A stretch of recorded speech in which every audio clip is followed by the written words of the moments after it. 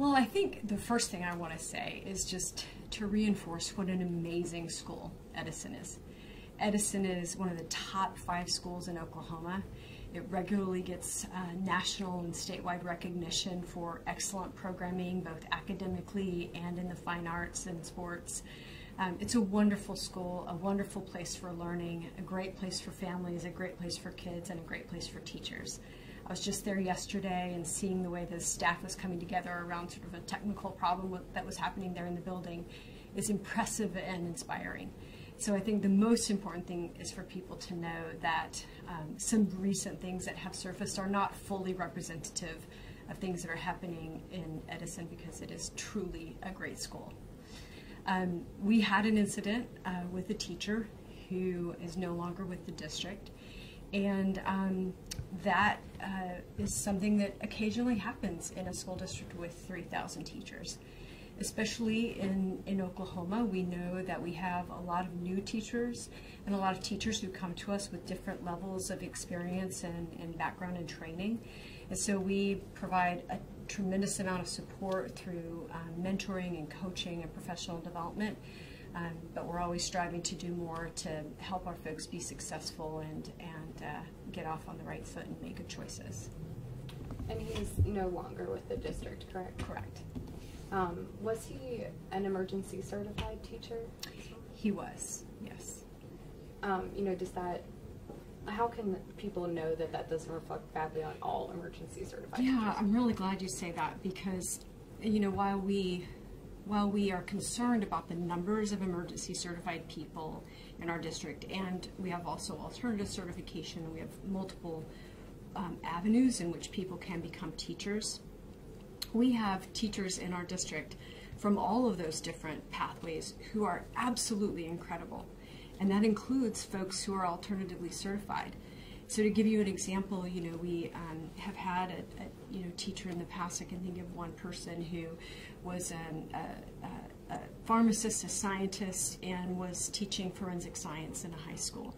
So there are some really logical ways in which folks can bring their life experiences and their professional experience to the classroom in ways that benefit our teams and our students tremendously. At the same time, we know that teaching is really hard, and it can be very frustrating. And so one of the things that we help folks learn, that we want them to learn through their teacher preparation, whether that's many years of teacher preparation or a very short period of preparation, is how to manage classroom situations, how to create strong and healthy cultures of engagement among students, but also from teacher to student, and also what to do when something gets really hard. And how do you defuse a situation? How do you de-escalate an engagement with a student that is not going well? Rather than making it harder, how do you take the tone down and get it to a level where folks can be productive in their interactions with one another? Obviously, what all of us saw on that video was the opposite of that. And so, anyone who's been a teacher or even a parent for that matter, or a colleague or a sister or a spouse has had a situation where they've lost their temper or felt frustrated or upset and maybe even wanted to throw something. But we don't. And we certainly don't in any way thinking that would be a productive way to handle a situation.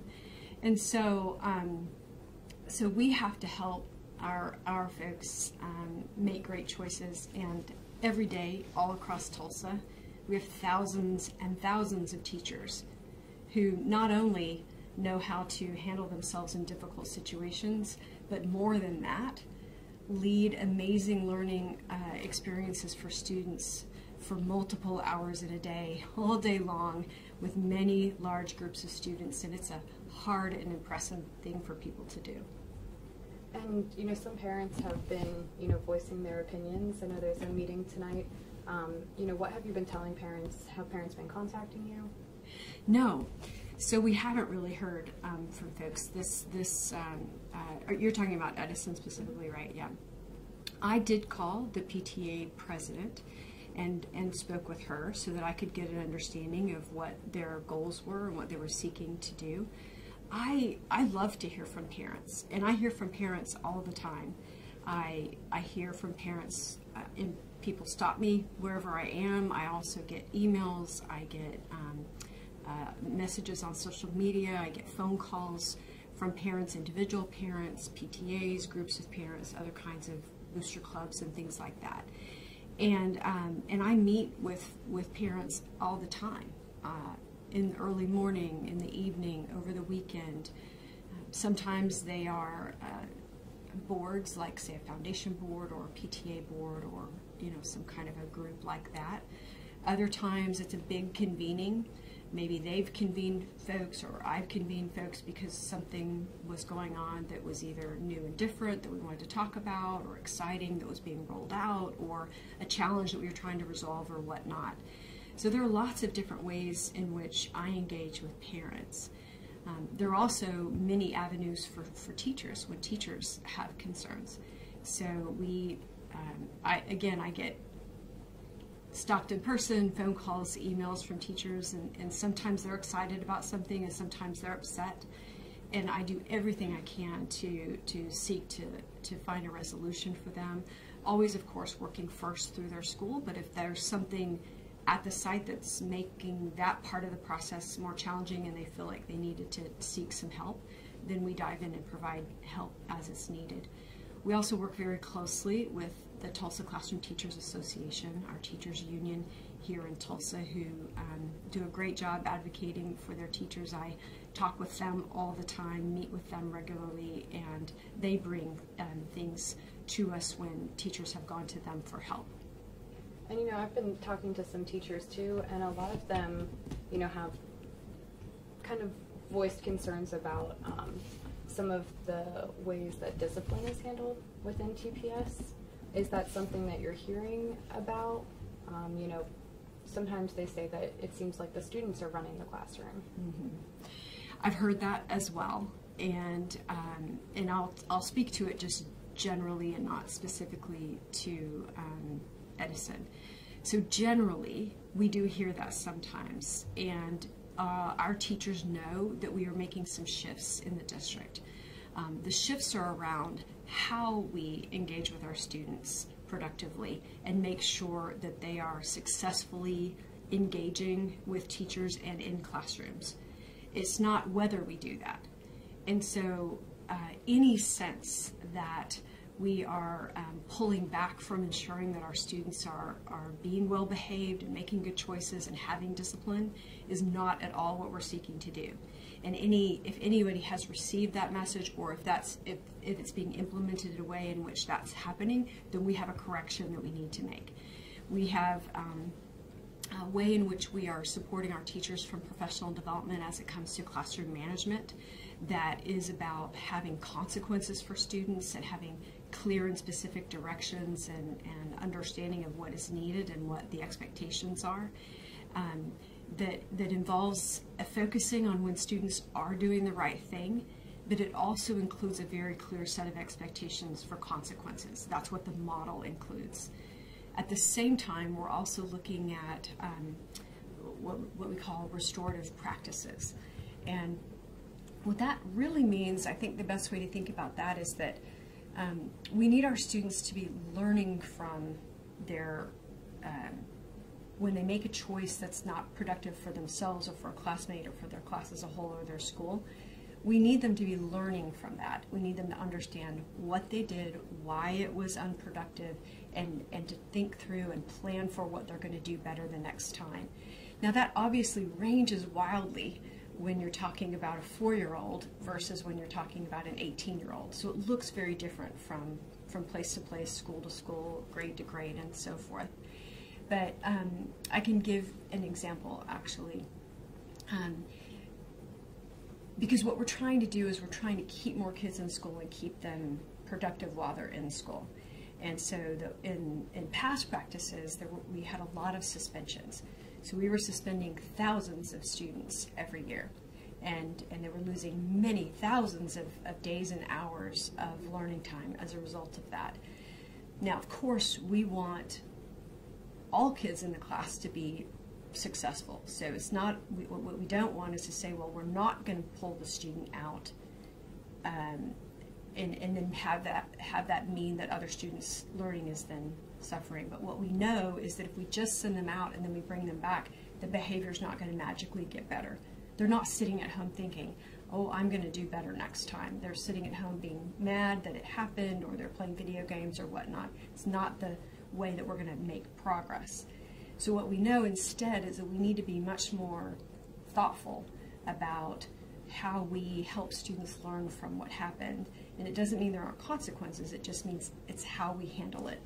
So going back to that example, in past practice in the district, you might have a situation like a fight, and regardless of the situation, what happened, who the students were, how old they were, or anything else, a fight meant a long suspension, even 2 weeks out of school, which is obviously a huge chunk of a student's learning time. And again, while they're home, they're not thinking, how can I not get into a fight next time? They're not going to come back with skills. They're going to help them to avoid a situation like that in the future. So very likely, they get into another fight, and that means another student pulled into a situation. It also means that there's more time that they're losing from school. So instead, we have to learn how to, as educators, think more carefully about what it is that happened in that situation. So fights can be many different things. One fight might be two students who are really close friends or even cousins who are play fighting or messing with each other, and it escalates and it becomes beyond what it should have been. That's one possibility. Another possibility is something like, I was in a school last week, and so a couple of students got into a scuffle because one of them accidentally kicked the backpack as they were walking by in the library, that kind of thing. And so there were some words, and it escalated a little bit. You know, whether you call that a fight or not, but it was a thing where they were just not using their words.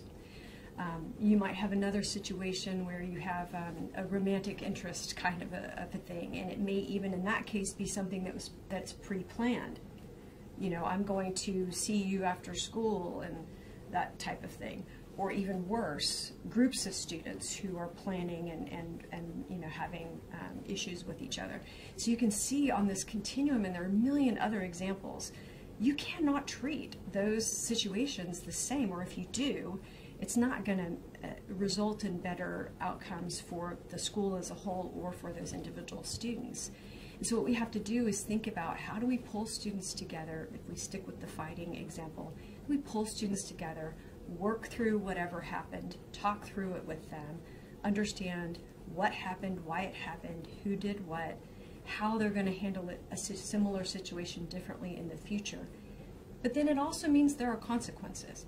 It doesn't mean that just they say they're sorry and then they just go back to normal. It means, yes, they talk through the situation, all of that happens, but then there are consequences for those choices, the disruption that it caused to other students or to the school culture or whatever it might be. And those consequences are going to vary, again, depending on the nature of the situation.